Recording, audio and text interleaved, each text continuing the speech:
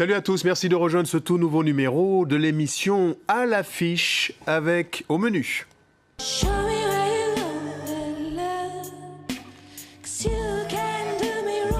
La découverte du tout premier album solo d'Adam Nas entre soul et R&B, rencontre avec un hyper doué de la nouvelle génération des musiques pop.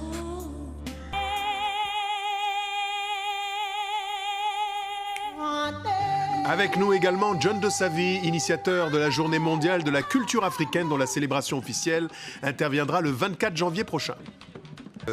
Aucun secret pour les mélodies de Michael Jackson et de la Motown. Mais bien évidemment, aucun secret. Michael Jackson, c'est la référence majeure. D'ailleurs, personne ne peut contester, en tout cas aujourd'hui. John Dossavi, il est avec nous. Il est, notez-le, l'initiateur de la Journée mondiale de la culture africaine qui interviendra le 24 janvier prochain. Alors un rappel d'abord, cette date, John, n'a pas été retenue par hasard. Elle est en lien avec l'Union africaine.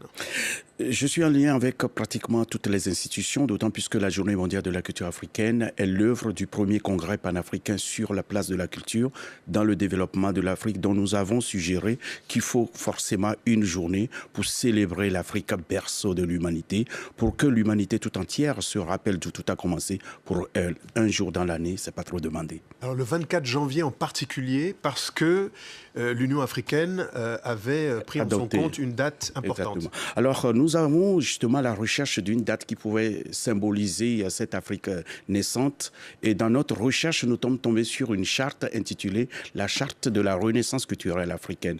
À travers cette charte, nous avons vu que certains nombres des pans susceptibles de faire les rapprochements des peuples ont été tout simplement posés par les dirigeants de ce continent. Et nous sommes dit que la date de l'adoption de cette charte de la renaissance culturelle africaine fera dorénavant office à la date de la célébration de nos us et coutumes, de nos valeurs et traditions, et au-delà de ça, célébration du berceau de l'humanité. Alors, Adam, je vous le dis quand même, hein, il a l'air comme ça très ministériel, mais c'est un funky fresh dynamique, hein, dans les boîtes de nuit et tout ça. La célébration de la Journée mondiale de la culture africaine, vous le souhaitez avec tous les colistiers, les institutions qui vous accompagnent, en faire un peu une référence à l'instar de ce qu'est, on va dire, la fête de la musique. Que va-t-il se passer au cœur de cette première édition officielle en Tunisie le 24 janvier prochain, un ou deux temps forts? Alors, si nous disons que c'est la première édition, nous fait un peu d'entorse à tout ce qui s'était passé depuis 2014. C'est la deuxième édition, mais la première en Tunisie. Je crois que l'information doit être très claire pour ce qui nous regarde. C'est que depuis 2014, nous avons lancé le compte à rebours en Belgique avec le gouverneur de Namur, le bourgmestre, les ministres et les acteurs culturels de la province de Namur, en simultané avec le Liban. En 2014, nous profitons pour saluer Grazila Seif du côté de Beyrouth.